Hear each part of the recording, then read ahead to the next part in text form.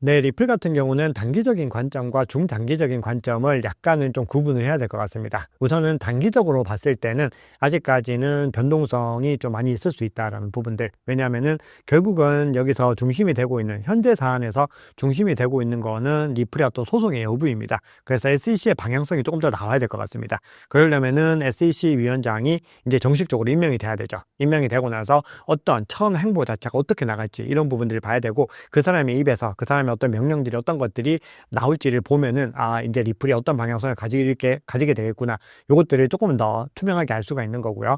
중장기적으로 봤을 때는 두 가지 이슈를 가장 주목하셔야 됩니다. 첫 번째는 ETF입니다. 지금 ETF가 승인될 가능성이 굉장히 많이 지금 높아지고 있는 상황이기 때문에 ETF 승인 여부를 보셔야 되고, 승인이 됐을 때 만약에 XRP와 이 XRP ETF가 인기가 있을 것인가를 고민해 보면은 충분히 인기가 있을 수 있다는 거죠. 왜냐하면 지금 이미 시가총액 3위로 올라섰고 지금 대중의 뜨거운 관심을 받고 있기 때문에 XRP ETF는 신청이 돼서 지금 승인이 되는 것만으로도 굉장히 큰 건인데, 만약에 되더라도 이후에 뭔가 흥행할 수 있는 그런 카드가 될 수 있다. 이 부분이 중요합니다. 그리고 세 번째는 스테이블 코인입니다. 스테이블 코인이 1부에서인가 2부에서 말씀을 드렸듯이 스테이블 코인이 이제 앞으로 더 치열한 경쟁을 하게 될 것이고, 전체적으로 스테이블 코인 시가총액이 올해 지금 시점보다 2배 이상 늘어날 것이다.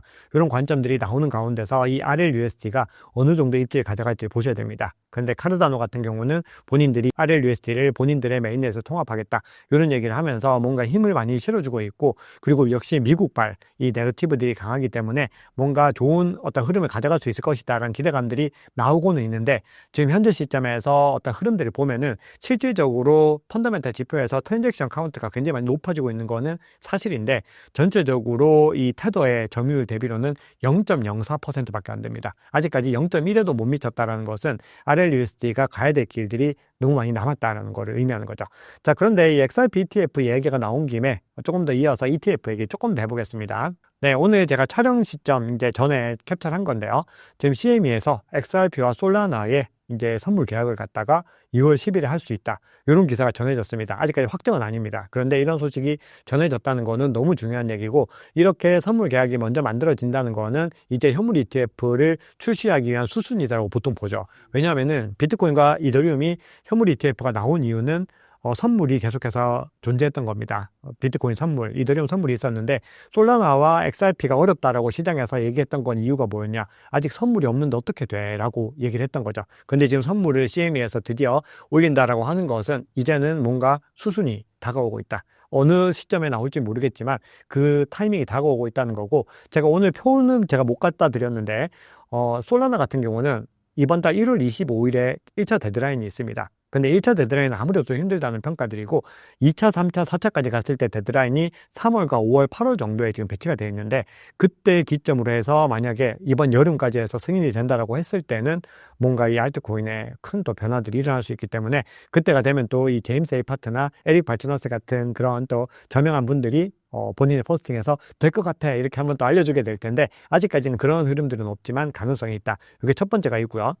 두 번째로 렉시어스라고 하는 회사에서 7개 ETF를 갖다가 또 신청을 했습니다. 그런데 이 블룸버그의 분석에 따르면은 이 ETF가 먼저 출시가 될 수 있다, 이런 분석들이 나오는데, 보시면 지금 제위의 트럼프 코인, 이 트럼프 민코인 ETF를 갖다 지금 출시하겠다고 넣어놓은 겁니다. 그리고 이더리움, 비트코인, 솔라나, XRP, 그 밑에 봉크와 도지코인이 있는 거죠. 그래서 시장에서는 도지코인도 이제 등판할 때가 된 것인가 기대를 하고 있는데, 네, 그런데 한번 보시면은 비트와이즈에서 이 델라웨어의 신탁으로 도지코인을 등록을 했죠. 보시면은 비트와이즈 도지코인 ETF, 이건 아직까지 정식 신청은 아닙니다. 하지만 그럼에도 이런 움직임들이 나온다는 거는 도지코인 ETF도 나올 가능성이 있다라는 의미로 시장에서는 좀 기대를 하고 있기 때문에 향후에 또 도지코인 같은 경우도 호재로 작용할 가능성은 여전히 열려 있다, 이렇게 보시는 게 맞겠죠.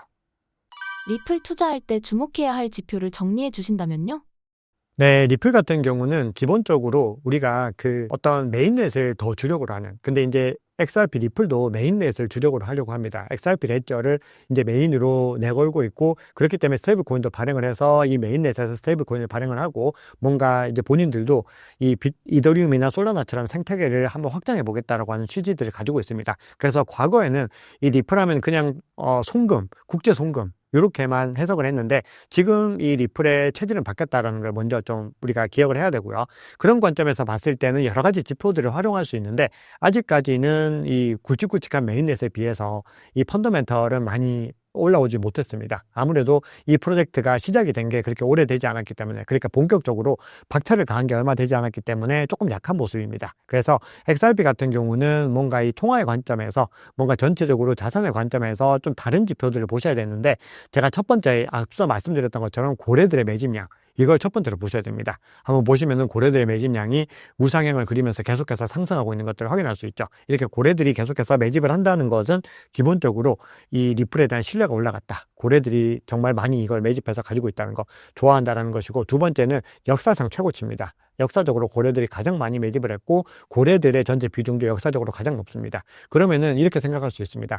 고래들이 많은 건 너무 안 좋은 것 아닌가? 고래들이 팔아버리면 끝이 아닌가? 그것도 맞는 얘기인데, 모든 프로젝트들이 다 마찬가지지만 기본적으로 고래들이 많이 매집을 해야지 유의미한 상승을 할 수가 있고, 고래들이 매집을 하게 되면 그때 개인 투자자들이 들어오게 됩니다. 그러면은 개인 투자자들이 많이 들어오면 그때가 오히려 과열 시그널입니다. 그러니까 이 자산이 아직까지는 많이 가지 않았다는 걸 판단할 수 있는 기준 중에는, 고래들이 많이 들어왔는데 아직까지 개인이 적다? 그러면은 좀 더 갈 수 있는 여력이 있다고 봐야 되죠. 그런데 개인들이 많이 들어와서 막 개인 투자자 비중이 엄청나게 높아졌다, 그러면은 이제 짐을 이제 꾸리셔야 됩니다. 이제 나갈 준비를 하셔야 되는 거죠. 그래서 시장에서는 그 관점들이 굉장히 중요하고요. 두 번째로 이제 보는 지표 중에서는 민달러 인베스트먼트 에이지라고 해서, 이건 어떤 거냐면은 투자된 이 평균 달러들의 평균 투자 연령입니다. 그래서 이게 지금 계속해서 내려가고 있는데, 이렇게 내려가고 있다는 건 연령이 굉장히 짧아진다는 의미죠. 짧아진다는 건 안 좋은 거 아닙니까? 생각할 수 있는데 좋은 겁니다. 왜냐하면은 이렇게 연령이 계속해서 짧아진다는 거는 코인들이 계속 순환을 하고 있는 겁니다. 계속해서 일수들이 파괴가 되는 것이기 때문에, 순환이 빨라지고 사용성이 높아지고 유동성이 높아지는 것이기 때문에, 기본적으로 이 지표가 계속해서 우하향을 그린다라고 했을 때는 좋은 지표로 보죠. 근데 보시면 가격이 지지부진한 구간들 보시면은 계속 올라가죠. 그러니까 이때는 지지부진했다는 겁니다. 그래서 전체적으로 XRP를 볼 때는 뭐 개인적으로 보는 지표이지만 두 가지 소개해드리면은, 고래들이 얼마나 매집했는지, 그리고 평균 연령, 이 투자된 평균 연령은 얼마나 되는지, 이런 것들 보시면은 가장 기본적인 가이던스를 삼으실 수가 있습니다.